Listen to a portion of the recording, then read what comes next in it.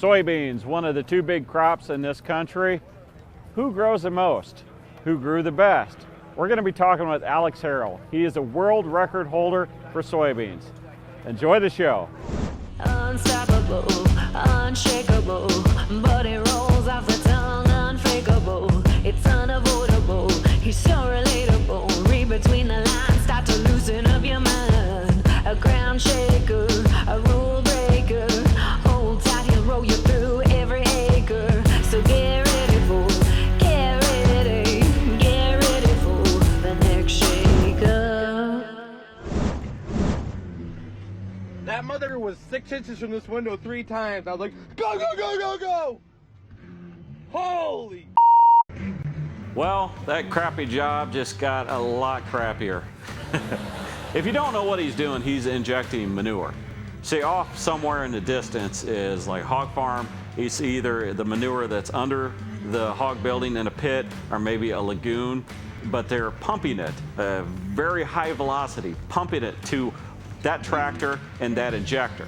And it's a drag hose. So as he goes along, he's gonna put that in the ground, and the hose that has the manure on it is going to push the manure into the ground, and the farmer will use it as fertilizer. I don't know what happened here, but apparently the hose has come off, and you get that whole whipping thing. And it's bad enough when it happens with air or water, but with manure, just put the tractor in forward and go.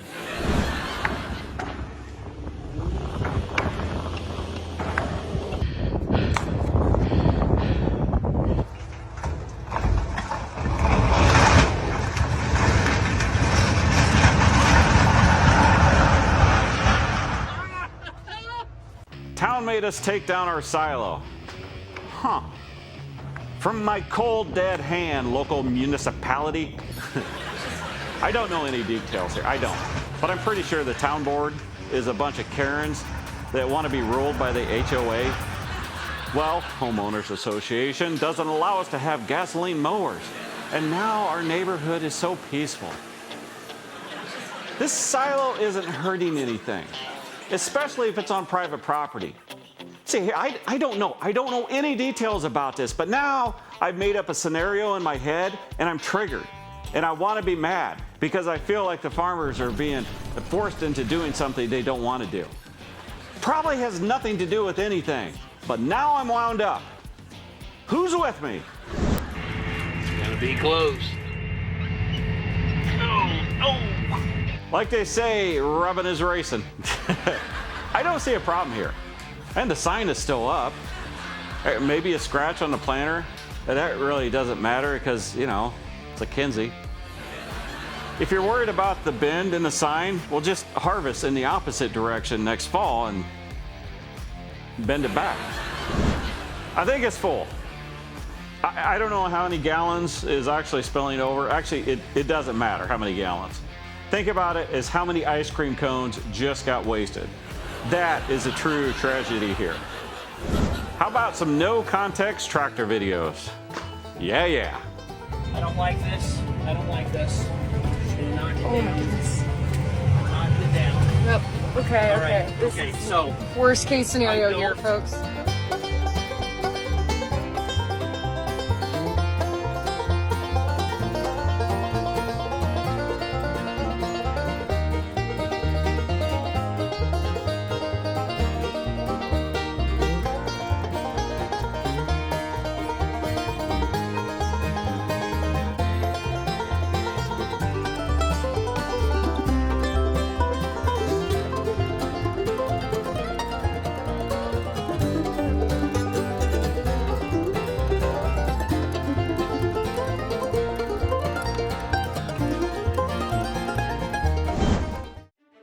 This week's Machinery Clip of the Week is presented by John Deere.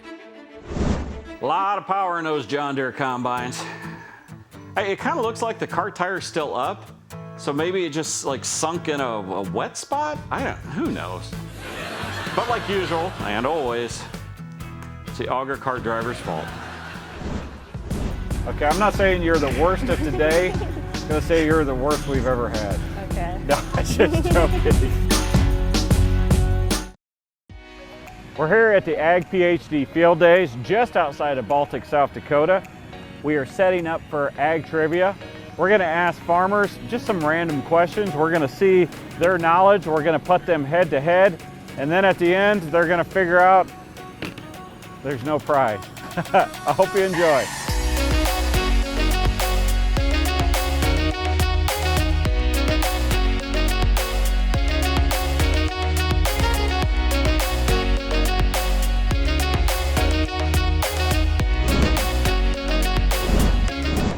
What's your name?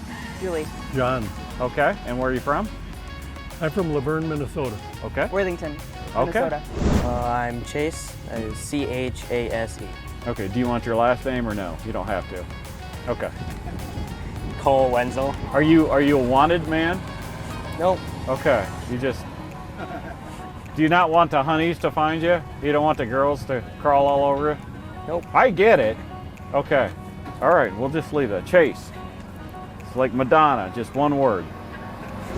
Are you guys ready for your first question? I think so. What do you call a baby goat? Kid. Oh, he's got you. No, you you keep leave it it out. alone. Yeah, yeah. You keep that out there with pride. All right, first question.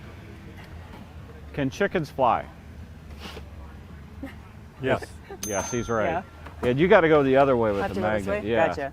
It's confusing Of course at I have first. it. isn't Okay. Yeah. What rodent is farmed in South America and it's grown for protein? Guinea pig.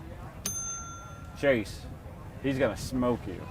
No, you're right. Oh, I was right? Yeah, you're I was right. wrong. You know why he's gonna beat you? It's because he gave me his last name. Yeah. What hog breed is known for its famous black and white belt? Hampshire. Yeah. Julie. Missed that one. Yeah. I got to get a head start on her. Yeah. If it's raining and a turkey looks straight up, will it drown? Yes. No. Thought that was a trick question. If you only had a last name, man, he's gonna roll right through this one. Yeah. What is a rodent farmed in South America that is used for food? A rodent, South America, that they eat. What they eat. You know, for some reason, I want to say guinea pigs. You go. Oh, he's doing good. He's They eat okay. guinea pigs? Yeah, it's a weird culture thing. Okay. Which state raises the most soybeans? South Dakota. No. Yeah. Iowa. No. Good old Illinois. Really? Oh. Yeah. Okay.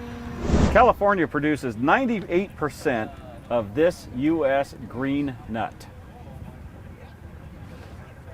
Pistachio? There you go, Chase. You're on the board. Okay, I'm feeling good about this.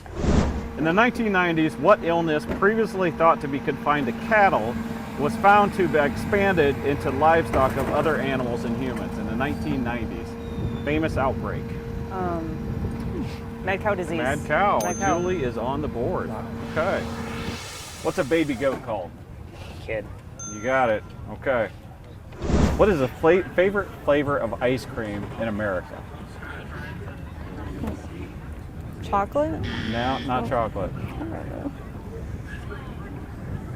going to say vanilla. He's got you. 3-0. I was gonna say that. Do you need, do you need a stretch for a minute? No, I'm good. Okay, you're good? Yeah. Okay.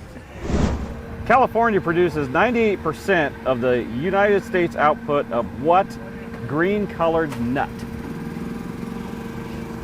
Pistachio. Pistachio, that's right. It's the only green one I know. You did need a head start, Just didn't let you? her win. Yeah. It looks better on. Okay. Oh, were you? When you have an apiary, what do you harvest? Don't give me out. Sunflowers? No. Soybeans? No. I have no Honey. idea. Honey. Yeah. Hydroponics is growing plants in what? Water? Okay. Whew. There's losing and then Yeah, there's getting there's bad swept. losing, So yeah. What is the famous green leafy food that is eaten by Popeye? Spinach. Spinach. Yes.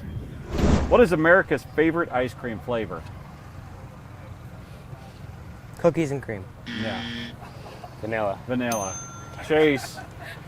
One word Chase. You got smoked, man. Yep. And not even close. You know, I say like a lot of people, that was a beating. That's a crackdown. Can cows sleep standing up? Yes. Yes. But they don't go into D. You can't tip them. Right. Yeah. Right. No Yep. cow tipping. You seem like you're the type of person that maybe has tried that. In her younger years. Younger years, yeah. Yeah, probably. Yeah. What state raises the most soybeans?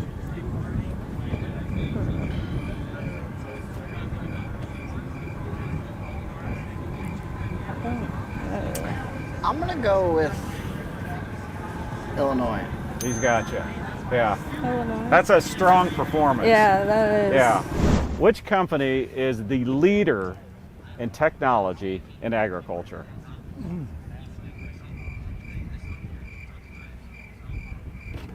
Ag leader? No. John Deere. John Deere. I'm like, it's gonna be either John Deere or I don't know. I feel bad for you, but if you want Happens to all the time. have something that'll make you happy, he doesn't win a prize. Okay, I'm not saying you're the worst of today. I'm gonna say you're the worst we've ever had. Okay. No, I'm just joking. You guys did great. It was a lot of fun. Yeah. Thank you. Yes. So Gotta be you John win. Deere. Yay! Yeah, So what do we get? congratulations. That's awesome. We just get to be on TV. That's Yes. okay. That's okay. It's all fun. It's good questions. Keeps us on our toes. Well, you guys did fantastic. Thank you. Yeah, that was fun. Yeah. That was fun. Yeah, Thank good you. job. Good questions too. And you, run a kid, good job. Renegade. Yeah. We're here at the Evelyn Brandt Thomas Ag Innovation Center. It's Brandt's Field Days. There's about 150 farmers here. Farmers love coming to field days like this. It's a chance to talk with other farmers. It's a chance to learn new technology. It's a chance to earn more profit on every acre.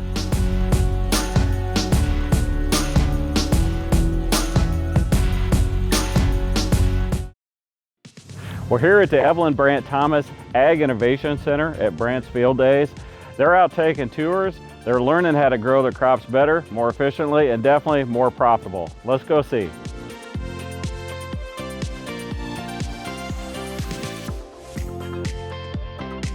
I'm Alex Harrell. I farm in southwest Georgia, grow wheat, corn, and soybeans. And we were able to achieve the new world record soybean yield of 206.7 bushels. We're here with Alex Herrell. And where are you from? I am from South Georgia, a little town called Smithville. Okay, like how far from the ocean? I'm 2 hours north of the Florida line. Okay. I can be to the beach in three and a half hours. So. Oh, you need to speed a little more. Yeah. So, second generation farmer, grew up on a farm. Were you raising soybeans? We've always raised soybeans, but in Georgia, it's heavy cotton and peanuts. But the few beans that are there are double crop behind wheat. So when we decided to quit growing peanuts, you know, that's when I wanted to go to full season beans, but we had to figure out how to make more of them. So What was wrong with peanuts? it's a lot of specialty equipment, a lot of extra equipment costs, a lot of labor. It's about a 10-month ordeal start to finish. So we just wanted to, with the equipment costs and the labor costs and things, I just wanted to simplify down and get away from them. Yeah, it's a dumb idea to try soybeans down there. Yeah, because they're not going to grow in that heat. That's what we were told. World record. And what's the yield? The first time was 206. The second was 218. Okay. Well, this year are we looking? No, this year we had some trouble early on, and it's just not going to happen this year. There's a lot of things have to go right to make it happen. Well, those things didn't go right this time. Now our corn is phenomenal this year, but soybeans are not. So do you raise the corn with the same mindset? We do. That's actually what we've always done, high yielding corn, or tried to do high yielding corn, and then when we decided to do the soybeans, it just kind of followed suit in there. I'm Alex Harrell, and we just broke the world record soybean yield with the Pioneer Z Series. There's really no words to describe doing it back to back. I wasn't sure I'd ever see 200 bushel soybeans again in my life.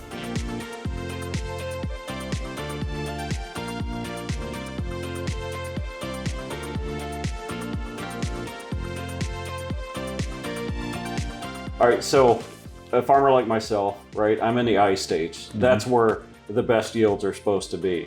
and then all you guys from Virginia and Georgia, you start beating us. I would like an apology. I don't know if we'll apologize, but we can explain why it happens. So to get that, I mean, I think a lot of farmers are wondering, I mean, is that economical to try to do that over the entire farm? No. Or are we just looking at contests? Absolutely not. But what we do is we'll take these certain fields and, you know, we see how far we can push them. But it's not just about the yield. It's we see what works, what doesn't work. And we just we pick and choose from that. And we take what's working, what's giving us an ROI. You know, if we spend $1, we want it to bring 3 back. If it does that 3 years in a row in these trials, you know, it's going to go into standard practice. So we're just picking and choosing what works, and we're putting that into standard practice because at the end of the day, overall average is what has to go up. And with the inputs we have and equipment costs and things, we cannot sacrifice yield. Yeah. You can go backwards really quick trying to cut things out. How long have you been doing this high yield stuff? The corn has been, you know, my dad did it way before I did, and then you know, the first time I made 300 bushel corn was in 2012, and it took me 11 years to get to 400. So it was a slow process, but we were able to crack the 400 mark in 2023. Actually, same year we did the soybeans for the first time. So been a long learning curve. Learned a lot, you know, since we started doing it. And like I said, our average over farm average has also went up. So that's what matters. Well, we talked to David Hula. He said the secret was wearing cargo shorts. Well, he's got it then because that's what he wears. Okay. This is a crop that pays all your debt. It allows you to keep farming.